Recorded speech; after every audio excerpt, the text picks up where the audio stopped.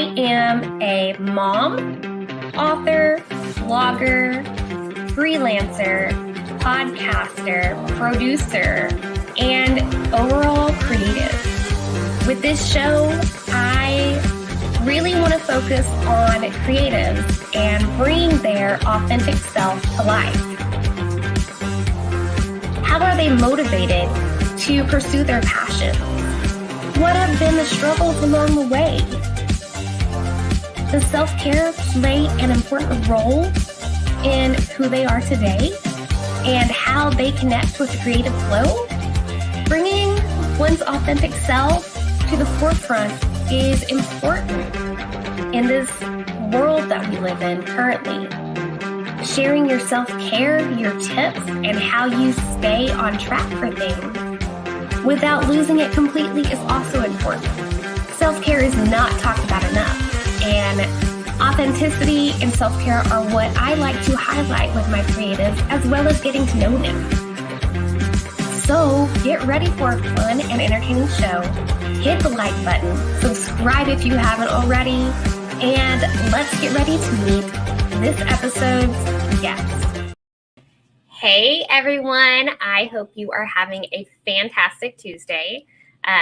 My background's actually kind of throwing me for a loop. This was the first live I've done with my computer at a different angle, but I found that I like having more space to like set stuff down in front of it. So get used to this, guys.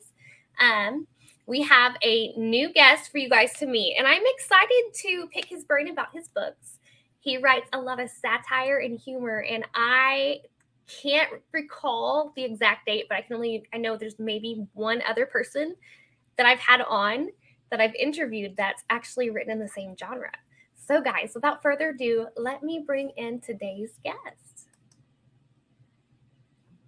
Hey, thanks for having me on. Yes. So go ahead and introduce yourself to our viewers and tell them a little bit about who you are and what you write about. Yeah, absolutely. So my name is Gerry. I've been writing for about 2 years now. I have 2 books. I got one coming out at the end of the week, actually. So this is like perfect timing. But I'm also a father of 5. I have lots of kids. So I have one that's about to be 18 next month, all the way through to a newborn. He'll be 10 months at the end of Yeah, I read a lot of humor and satire in my books, but it also has a lot of other elements like suspense and mystery. So I really try to create unique experiences for my readers and just give them something that they've really not seen before. And so that's kind of part of the reason why I became an author. And so along the way, I've won some awards. And so, I can say, ooh, I'm an award-winning author, right? Whatever that means. But, I've gotten some good feedback and stuff on my work. So it's always a pleasure to be on these podcasts and interact with new people. So thanks again. Yes, no, I'm excited about these books because I love the covers too, because that's actually, especially just the title of Meth Murder Amazon, like that just jumps out of me. As we talked about like before the show, where we live and kind of stuff, I feel like that kind of calls to the redneck part of me, like, oh, hey, look, that's from home kind of thing, which is probably terrible to say, but it's true. Yeah. Well, it's funny, right? Because everybody's like sees the title like, oh, this is such a great title. And I was like, that's what I thought. But when I came out with the book, man, I got banned on social media all the time, like for months. They'll be like Meth Murder Amazon post, and they'd be like, up flag, this is inappropriate content, fake news, right? Whatever they were doing. I'm like, guys, this is a book. Like, here's the link, go look at it. And I would post, boom, 24 hours for count as under review. And it kept doing this to me for like months and months and months. So now I tell people like, hey, be careful what you put in your titles because it will get banned, right? Like they'll flag it on social media just for ridiculousness. And so finally, I think once I won an award, I'm like, look, guys, like there's an actual award tied to this now. So like this is a real thing, right? Like I'm just not pulling things out of thin air. This is a real story. And so once that happened, they finally let it go through. So I don't get banned as much anymore. That's insane. I have not had that issue before, but like I bet there was a lot of stress with that, huh? Oh, for sure. I was getting so frustrated. Like, what the heck? Like, they clearly aren't reading my posts. I'm like making humorous posts, like I'm making fun of things, poking fun at what's going on with the Meth Murder and Amazon situation. And then finally, I started creating like little posts, and I'd be like, "Oh, this account is under 24-hour surveillance. Like, watch out, guys, follow me." And so I would do stuff like that. And then I think Instagram picked up that I was like messing with them, so they finally let my stuff go through. Man. So let's dive into these books a little bit more. Where did the inspiration for, let's start with Meth, Murder, and Amazon before we dive into the new one. Where did the inspiration for that come from?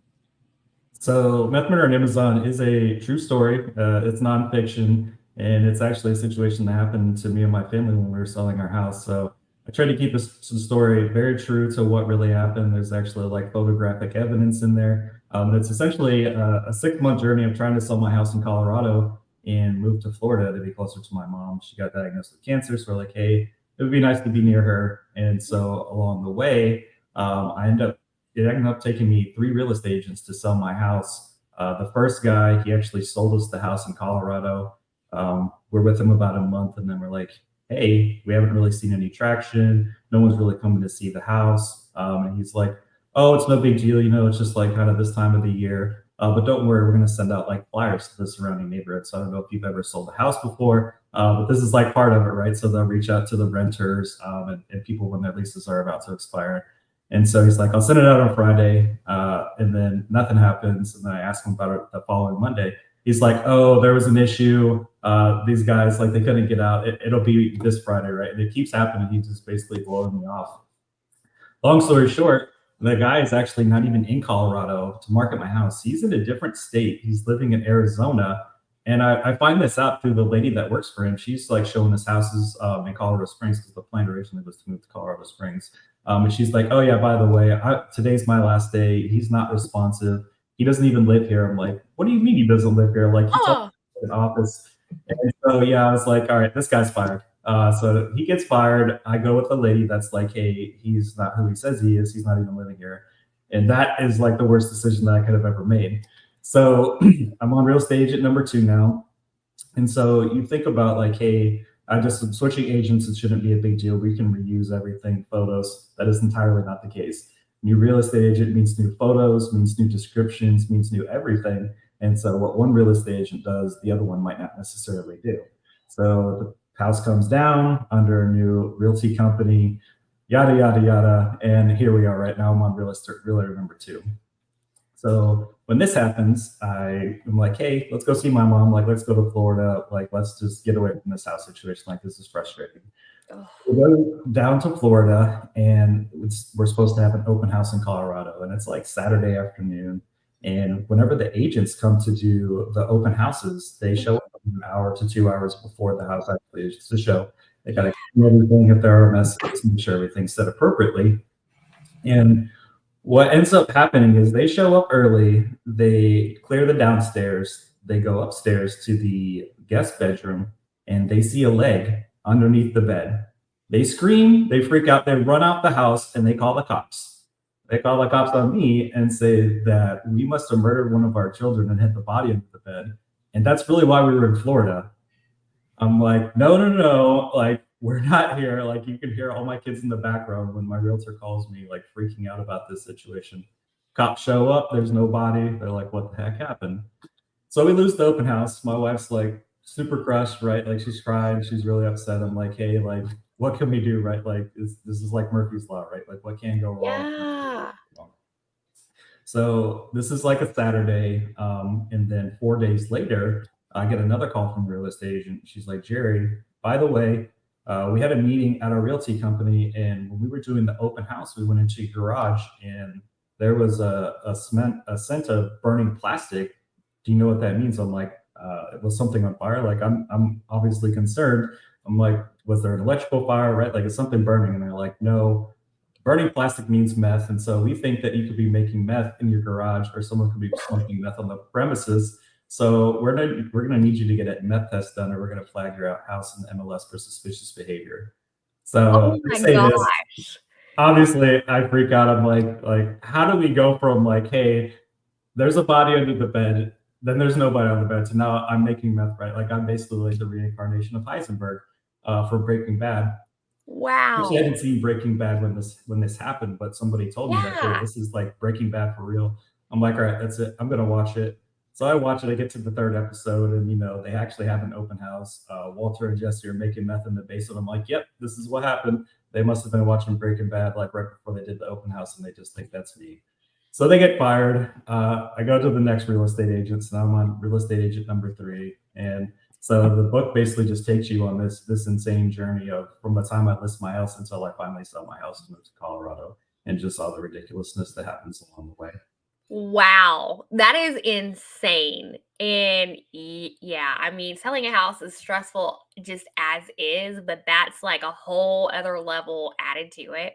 And we had somebody drop a comment. I'm not sure who they are, because I know Facebook and YouTube, you have to like give them permission to show your name. It says, I can relate. I can't run ads for one of my best books. And I think they dropped that when we were talking about the name of that book and getting flagged for it. Wow. Oh, yeah.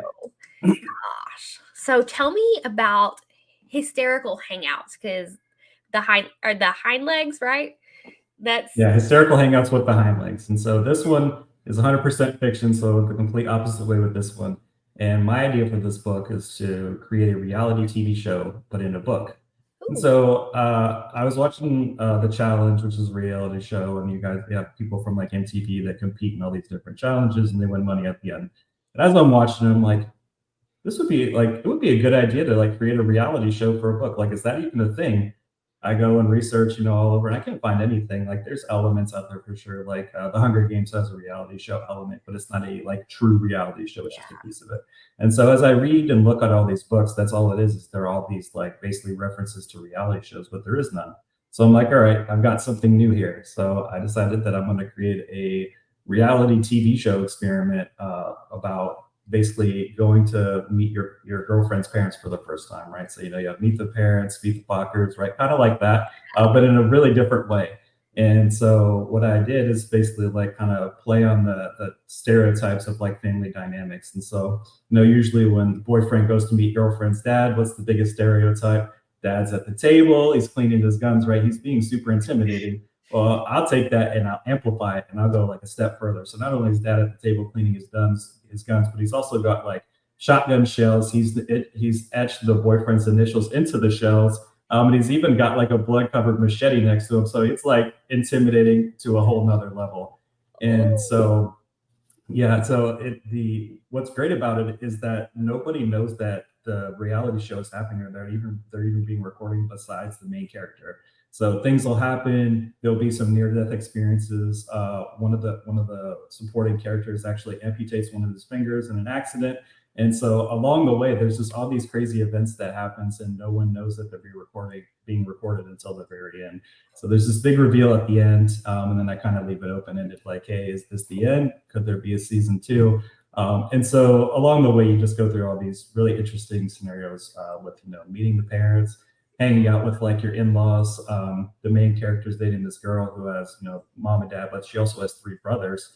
And so if you have brothers, right, if the daughter brings the boy home, right, the brothers are just going to be crazy, right? They're going to just try and mess with them nonstop. And that's exactly what happens. And so you go from chapter to chapter along the way. And so the characters will be like, hey, this will happen. And they'll look back at the camera like oblivious that it's there and say this. And so I'll continue like involve the camera, bring it into like perspective. So like everybody doesn't forget like, hey, there is a camera there. These things aren't being recorded. But then what I also did, which I thought was interesting, was before every episode, every chapter is titled an episode, like episode 1, 2, 3, etc. And then I'll be like rated TV 14, and then all the different elements from like what would give it that rating, whether it was violence, blood, language, whatever. And so I do that for each episode as well, just to really create a really true like reality show experience. Yeah, that's really neat. I like that you've done that, because it is kind of like its own type of genre, so to speak. Ooh. Yeah. So how has marketing been for that one? Like, have you done much research to see what kind of categories you could market it as? Yeah, so I mean, I certainly have done research. I mean, there is no like reality show genre. That's not a thing. But there is humor, right? And so that's right. And so like there is humor, there's comedy. Of course, I'll use those, but also look at like family drama, anything involving families, right? Because I feel like family dynamics is just so great, because there's so many things at play there. There's good and bad, sad and mad, all those kinds of elements, plus like the reality show element. So marketing has been a lot better this time, I'll say, than the first book. The first book, I had no idea what I was doing. And so the second one, I was like, hey, I'm going to do this right. I'm going to put it on pre-order for 6 months, and I'm going to market it, at least a few times a week with social media posts. I get on these podcasts and get to prop it up, and anything else in between. So it's 4 days to launch now, so it's coming out at the end of the week. So almost there. Yes, marketing plans are kind of a headache, but they're totally worth it. I have to say on that, because it's like my least favorite thing about being an author is marketing. Oh yeah, absolutely. Like I think there's like this misconception out there, right? Like, hey, everybody's like, you got to have a great title, you got to have a great cover, and it's going to sell itself. That is 100% not true. There's a million new books just on Amazon every year. That's just Amazon. And so think about the competition you have just on a new book basis. So if you have a book that's out there for any amount of time, you have to keep propping that up. You have to keep marketing it, bringing awareness to the readers, or they're never going to find it. And so that was my misconception when I started this. I'm like, hey, I got a great title. This thing's going to sell a ton of copies. And that's just not what happens. So then I'm like, oh, you should probably market this thing. And so then I learned a lot of things, a lot of ways not to do things, but also picked up some really good things to do along the way as well. Yeah, that's good. What do you feel like was the biggest thing you've picked up since starting this journey regarding marketing? It's really trying to figure out the way to do it the right way. So everybody's like, oh, you should use social media. You can use social media, but think about it. There's millions of people on social media. And if you post one time at one point of the day, you're like basically like trying to find a needle in a haystack, right? Like it's such a small amount of people that are going to see it in real time at that time. And if they don't see it, it's gone. They're never going to see it again. So podcasts for sure are a great tool to bring recognition and awareness to your books. Awards as well, because they'll usually do press releases. I do post on social media. I try to post, a couple of times a day, at least a couple of times a week on all the different platforms, and then just really finding where your audience is, right? Maybe they're not on Facebook, maybe they're on Instagram, even LinkedIn, right? I actually get lots of analytics and feedback on LinkedIn, even more so than some of the other social channels. So it's just, you really just got to find where your readers are at. When I first did it, I didn't know marketing beforehand. And just even when the book got published, like it was an accident, but I was like, whatever, we're just going to run with it. So this time I actually had some pre-planning to do, and I marketed it. I have a publicist now, which I didn't have before. So just different things that I've done that I really didn't even think of beforehand for the first one. Nice. It does make a huge difference too. So, and I'm really curious, because we were talking before the show about kids and stuff. How have you managed to write and do so consistently between work and family life? So I haven't gone to bed before midnight, I don't think, since like 2006, 2007. I had kids when I was real young. I had my first one when I was 19, and I always want to go to school. So when I was in the Navy, I went to college. So it was like, go to the Navy, hang out with the family, and then do your schoolwork. And so I'm up to like 12, 1, 2 o'clock every single day nonstop for like 5 years. So then my body's like just used to like, hey, you're just going to be up late, which is perfect. So as the kids go to bed, or even if there's downtime, they're going to play or something, I'll just start writing. And so my process is a little bit different. I'd say I do things just differently. I'll write my first draft entirely on my phone. I know that's probably crazy to some people, but that's what I do. I totally feel that though, because I have been doing the same thing. Right? I get crazy looks all the time when I tell people that, and they're like, why would you do that? I'm like, well, I have my phone on me a lot for work. I always have to be on call or be there available. So if I'm on my phone all the time, it can just easy for me. But then me and my family, we go on walks. Like they say just random things that I just think are hilarious. I'm like, oh, that would be a great idea for a book. Or, hey, that's a hilarious name. Like that'd be a funny character name. And so I just take notes on my phone, like, hey, they said this or this character name. And I just create bank of character names or plot ideas or whatever strikes me. Yeah. And really it's constantly with you. It's a lot easier when you've got a bunch of kids crawling around on you, or like, hey mom, or hey dad, hey, and you're like, oh my gosh, I just need a minute. And you're like, you can't get in front of the computer, but your phone's right here. So you can just type it out like a text message and just go with that. Ooh.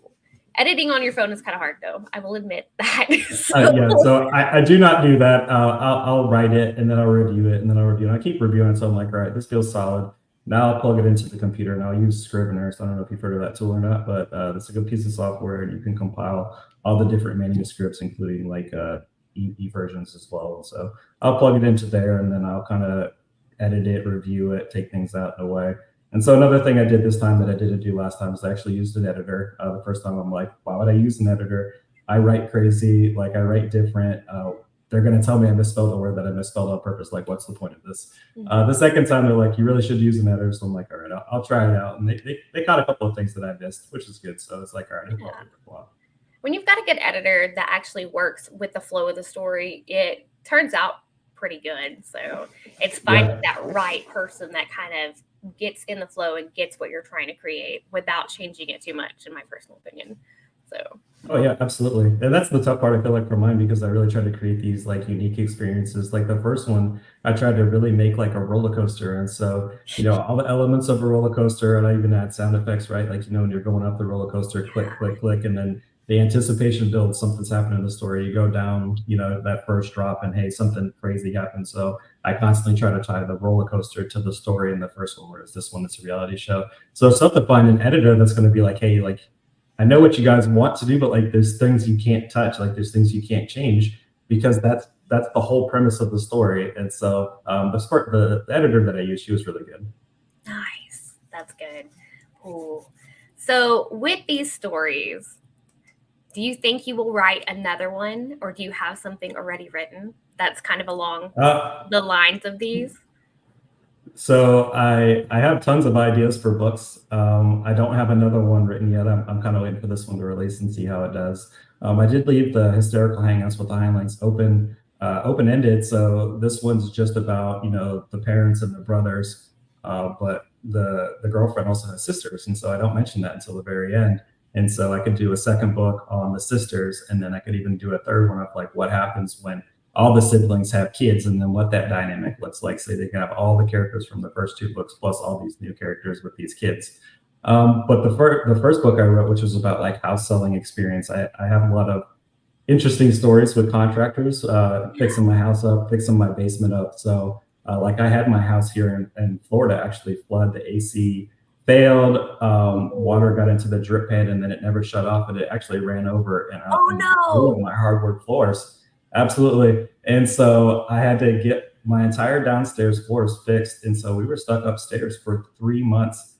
The guys who did the work messed up 3 times before it finally got corrected. And so I was like, I could write a book about shitty contractors and things that happen dealing with ACs and stuff like that. So real world problems. I'm sure everybody's dealt with a crazy contractor, but I've dealt with more than my fair share of them. So there's some funny stories I could write about that as well.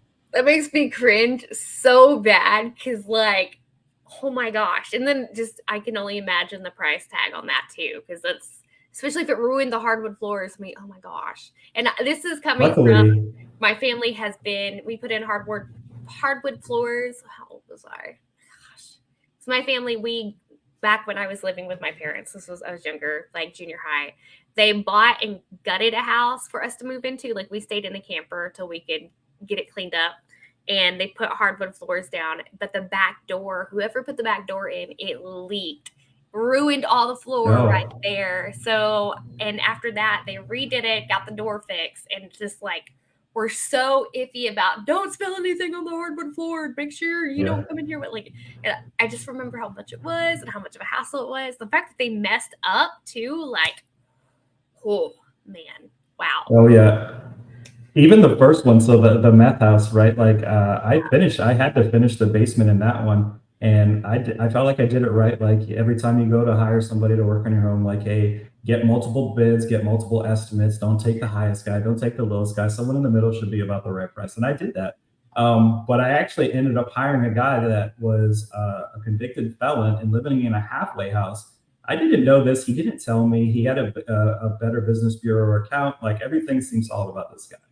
Yeah. Well, all of a sudden the guy's like supposed to be there 8 o'clock in the morning, and he's like doesn't show up till afternoon every single day. And he always has an excuse like, oh, something happened, this happened. Well, it's like one time his workers are there, but he's not there. And they're like, hey, I just want to let you know, this guy, you shouldn't let him in your house. Like, don't let him back in your house. He hasn't paid us anything. I'm like, what do you mean he hasn't paid you? I gave him like $8,000. What do you mean? And they're like, yeah, he hasn't given us any money. He's in a halfway house. He just got out of jail. Don't let this guy in your house. I called him on it. I brought it to his attention, and he's like, "No, you're right." And I was like, "Well, you're not coming back in your house, like in my house, absolutely not." So I end up having to finish the basement myself, and I don't do construction, I don't do drywall, but I had to tape and mud, finish the drywall, which I've never done before, and so it was only supposed to take like 2, 3 months to do my basement. It took me almost a year to do it. So yeah, and that's not even one of like that's the crazy part of the story, but there's other crazy parts that happen just trying to finish that basement. So I had a title, like to call it, like framed, maimed, and plenty to blame. Man, the stuff you have been through with house stuff, oh Yeah, man. terrible luck, I guess. It sounds like it, but maybe something good is in the future for luck. And I don't know, but yeah, Right. life needs to cut you a break for a little bit on houses. But I mean, I guess if not, I got plenty of content to write stories about, and they're all hilarious. Like they're hilarious looking back now. That was not hilarious when it happened. Yeah, it sucked, but it does make good story. Yeah. Man, oh my gosh. So something I like to bring up with all of my creatives that I interview on here is the topic of self-care. And with all of the craziness and stuff you've been through with giving you story fodder and everything, how did you keep from losing your mind with all of that going on? And then also like with the writing stuff, because it sounds like you're busy out the wazoo. I mean, your dad, you're working, you're writing. Yeah. How do you keep from going bananas? So I like to work out with my kids. My sons are 16 and 17, so they got endless amounts of energy. So I like to work out in the garage.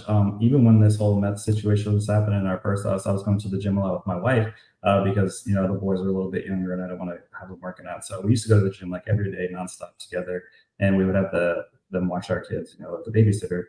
And so I like to work out a lot. Also, the writing is a good outlet for me. I do a lot of technical report writing at work, like 300 pages, and we're like 1,000-page reports for customers. And so that's kind of even how it led me to become an author, which, I tell people, like, I'm like one of the most unexpected authors you meet, because I never wanted to write a book. Like, that was never a dream or a goal I had. Yeah. But I had a customer call me one time, and she told me that her report was plagiarized from the year before. And I'm like, oh no, please don't tell me that's true. This report's like 450 pages. I start reviewing it. I'm like, yep, you're right. It's totally the same. Every single word is the same. So I had to fix it. It took me like 2.5 months. The report goes to 750 pages. And afterwards, I'm like, man, I just wrote a novel. That's it. I had the story. I'm writing a book. And that's what I did. So that's kind of how I just even became an author. So it's a good outlet for me. Like, it helps kind of break up the monotony of writing these super long, in-depth reports. And then just dealing with all the crazy. I mean, I think it has to do a lot with faith, right? I mean, bad things happen to good people all the time. There's no secret to that, right? Like, I wasn't doing anything wrong. Like, I took a vacation and then I got all these accusations thrown at me. Like, I couldn't have done anything else. But it's definitely faith, right? I mean, faith in God will definitely keep you grounded and keep you going through these struggles, right? Because it's only just for a time and a season. Yeah, it's like, here, we're going to give you this challenge and see if you pass, challenge your character. And it sounds like you did. I mean, obviously, you're here and you've processed through all of it and come out on the top end, like the good end. So, yeah. Oh, yeah, absolutely. Yeah. And I mean, it's great to see the impact we have on our children too, because like, after I wrote the first book, like all the kids were like super excited. And then my youngest daughter, she's 9 now. She actually would just start writing her own books, and she would like make like little meth murder and Amazon covers. And she's like, "Hey, Daddy, check this out." I'm like, "Oh man, that's so awesome!" So I'll make little posts about that and stuff too. So yeah, it's just great, the impact that we have, especially when it's a positive thing. I have to agree with that, because my son is the same way, and I'm just like, yes, we can absolutely write a story together. Like, here, you tell me his favorite thing is to write about monsters, so he's definitely picked up mom's fantasy brain on that. But it is so fun to see that come out in your kids, because you're just like, yes, I'm doing something right. right, especially. Man. Yeah.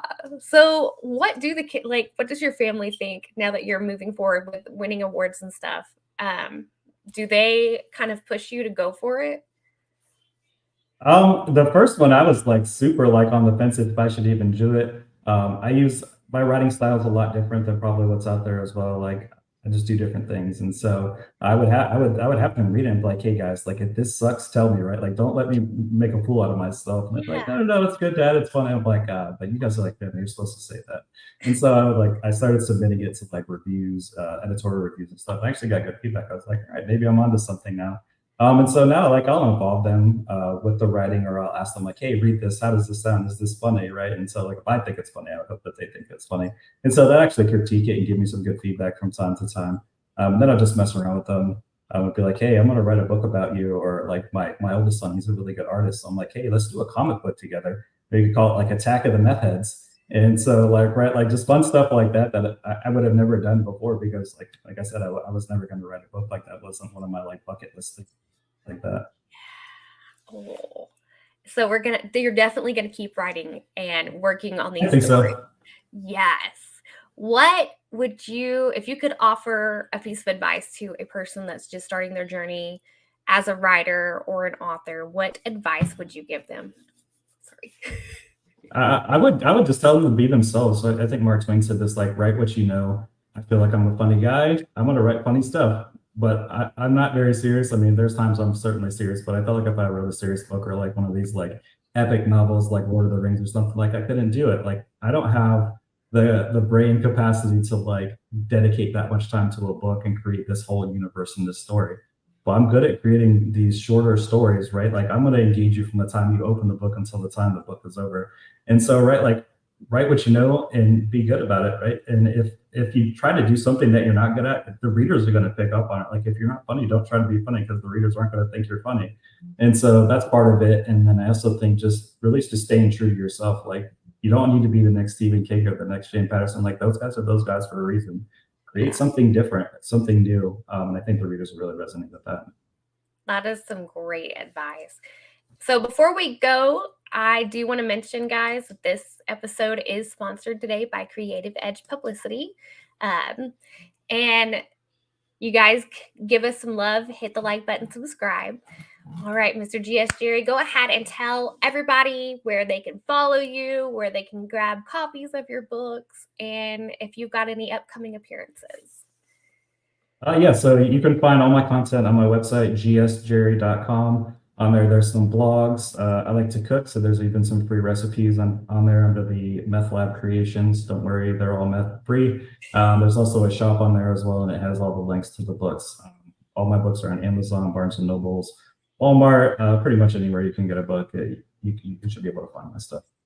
Awesome. And again, guys, here are those amazing, exciting, and hilarious books. Grab a copy, support this guy, support us, share this episode, and we will chat with you all again soon. Have a great evening, afternoon, depending on where you're at in the world. So, bye, guys. Thanks. I hope you enjoyed the show. Don't forget to hit that like button and subscribe to get future notifications when shows come out.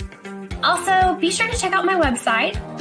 I have a blog featuring this creative with some other fun and interesting questions. You can also subscribe to my newsletter there to stay up to date with all things the Chapter Goddess and Madilynn Dale.